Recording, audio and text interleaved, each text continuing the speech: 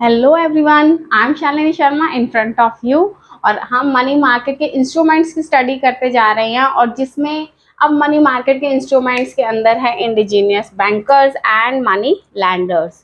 तो ये ancient time के पॉइंट्स हैं। आजकल इतना नहीं है इनका, लेकिन फिर भी अभी भी ये मार्केट में एग्जिस्ट करते हैं। ठीक है, पहले के कंपैरिजन में तो इनको भी हमें स्टडी करना है। ये भी मनी मार्केट के इंस्ट्रूमेंट्स है, शॉर्ट टर्म पीरियड के लिए होते हैं। तो फर्स्ट वन है इंडिजीनियस बैंकर्स।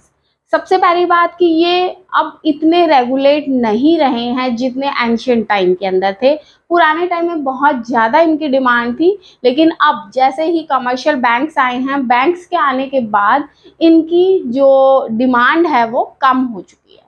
सेकेंड वन है ये इट मे बी इंडिविजुअल और प्राइवेट फर्म्स हो सकती हैं। ठीक है, तो कोई भी इंडिविजुअल पर्सन भी आपका इंडिजीनियस बैंकर्स है या कोई प्राइवेट फर्म है जो कि मार्केट के अंदर काम कर रही है, वो भी इंडिजीनियस बैंक्स के फॉर्म में काम कर सकती है। क्लियर हो गए बच्चे?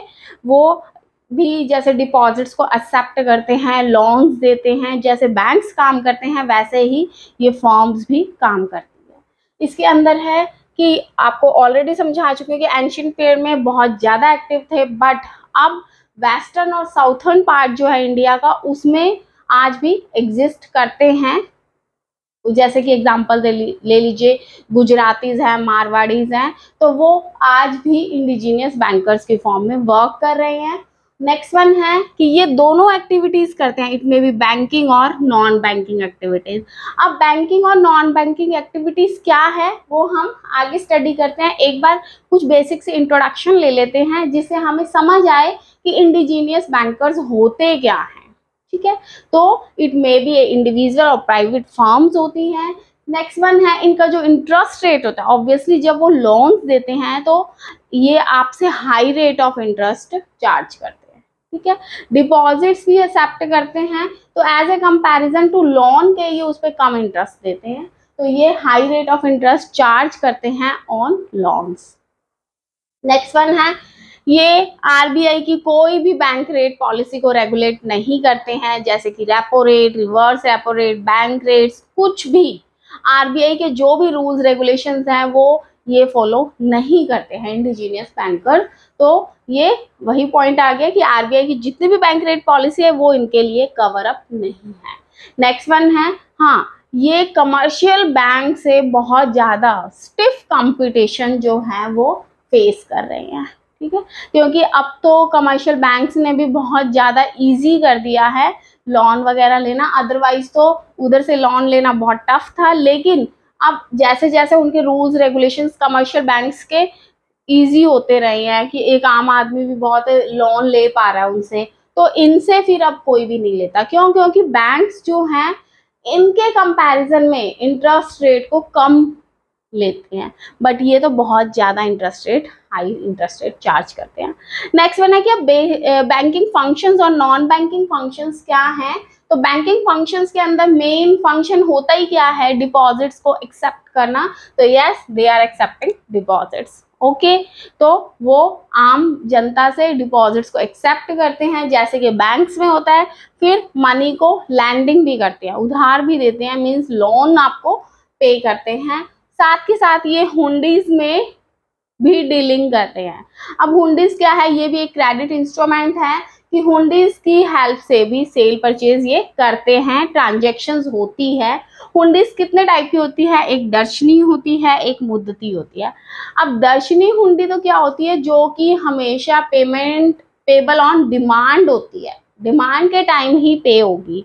ठीक है, बट मुद्दती जो है वो अगर आपने सर्टेन पीरियड, ऑब्वियसली ये 1 ईयर के, कि मतलब 1 ईयर में मान लीजिए आपको 6 मंथ्स के लिए, तो 6 मंथ्स का अगर आपने 6 मंथ्स पीरियड के लिए आपने अगर हुंडी को लिया है, मुद्दती हुंडी को लिया है, तो वो 6 पीरियड्स खत्म होने के बाद ही इसकी डीलिंग हो पाएगी मुद्दती की। जबकि ये क्या है कि मान लीजिए मैंने आपसे लोन लिया है और क्रेडिट पे लिया है दर्शनी की हुंडी की ट्रांजैक्शन के साथ, बट जैसे ही आपने डिमांड की मुझे वो पेमेंट करनी पड़ेगी। तो इनका भी कोई दर्शनी और मुद्दती, ये 2 टाइप की हुंडीज हैं। नेक्स्ट वन है जैसे कि क्रेडिट इंस्ट्रूमेंट्स नहीं होते हैं, ट्रेजरी बिल्स हो गए, वैसे ही लाइक दैट ये वर्क करते हैं। नेक्स्ट वन है non banking functions. Non banking functions के अंदर फर्स्ट वन है कमीशन एजेंट। बच्चे कमीशन एजेंट क्या होते हैं कि वो डिफरेंट डिफरेंट मार्केट के अंदर सिर्फ कमीशन के लिए वर्क करते हैं। जैसे मंडी वगैरह है, अनाज मंडी होगी, धान मंडी होगी, उसमें कमीशन के लिए, ठीक है, ये फंक्शंस करते हैं। जो भी वर्क करना है, पैसा लेन देन का काम है, जो एजेंट्स सिर्फ अपना जो एज ए ब्रोकर वर्क कह सकते हो आप, तो वो काम करते हैं, उसको हम बोल देते हैं कमीशन एजेंट।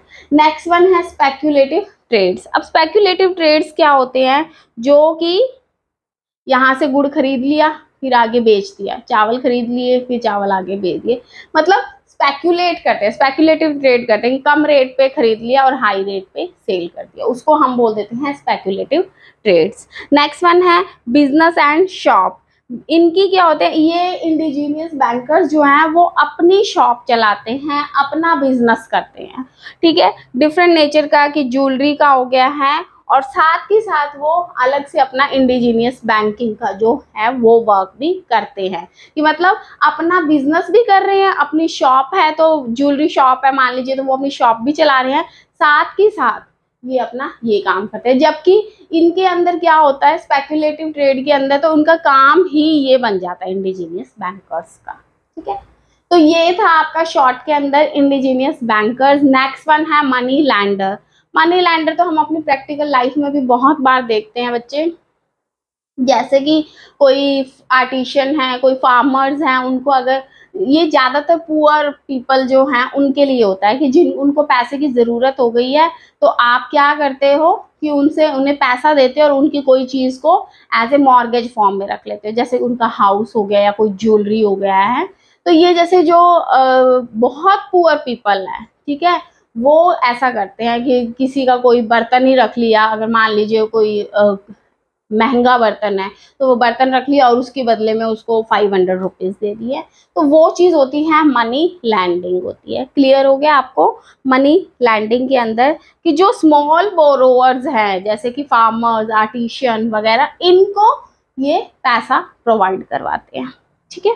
इसके अंदर फर्स्ट वन है प्रोफेशनल बैंकर्स। बच्चे प्रोफेशनल बैंकर जो होते हैं उनकी मेन एक्टिविटी ही मनी लैंडिंग होती है, जिनका काम ही ये है कि वो छोटे छोटे जो लोग जिनको पैसे की जरूरत है उनको वो पैसा देते हैं और उनसे कोई भी सामान जैसे हाउस गिरवी रखवा लिया, कल को मान लो अगर टाइम पे पेमेंट होती है तो ठीक है, नहीं तो वो हाउस को अपने कब्जे में रख लेते हैं, ठीक है। तो ये वाला जो बिजनेस है वो किसका होता है, प्रोफेशनल का होता है। नेक्स्ट वन है इसके अंदर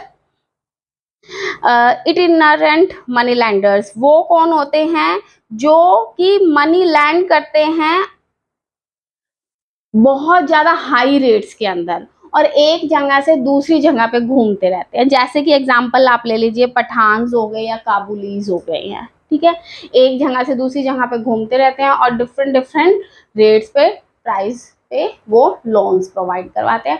नेक्स्ट वन है नॉन प्रोफेशनल। नॉन प्रोफेशनल क्या होते हैं, इनका कोई ये बिजनेस नहीं है, ये अपना काम करते हैं, लेकिन अगर बाय चांस किसी को नीड है तो वो इनसे पैसा ले सकते हैं, वो होते हैं हमारे नॉन मनी लैंडर्स, ठीक है। जिनकी मेन एक्टिविटी मनी लैंडिंग नहीं है, जिनका मेन इनकम जो है वो मनी लैंडिंग ना होके अपना काम होता है, लेकिन अगर किसी को नीड है तो वो इनके पास आ सकते हैं और इनके कुछ लोकल लिमिट्स होते हैं कि वो इतना ही पैसा देंगे, इसके एक्स्ट्रा पैसा नहीं देते हैं मनी लैंडर्स के अंदर। समझ आया आपको कि मनी लैंडिंग क्या होता है। ये हमने अपनी लाइफ में भी बहुत बार देखा है, कई बार किसी पर्सन को ज़रूरत होती है तो इस तरह से पैसा लेन देन चलता रहता है, ठीक है। बट मनी, अब इसके अंदर तो क्या था, बैंकिंग एक्टिविटीज़ थी, लेकिन मनी लैंडर जो हैं वो पैसा आपका एक्सेप्ट नहीं करते हैं। जैसे बैंकिंग एक्टिविटी इधर तो इंडिजीनियस बैंकर्स में तो वो आपसे पैसा भी एक्सेप्ट भी करते हैं, बट मनी लैंडिंग के अंदर वो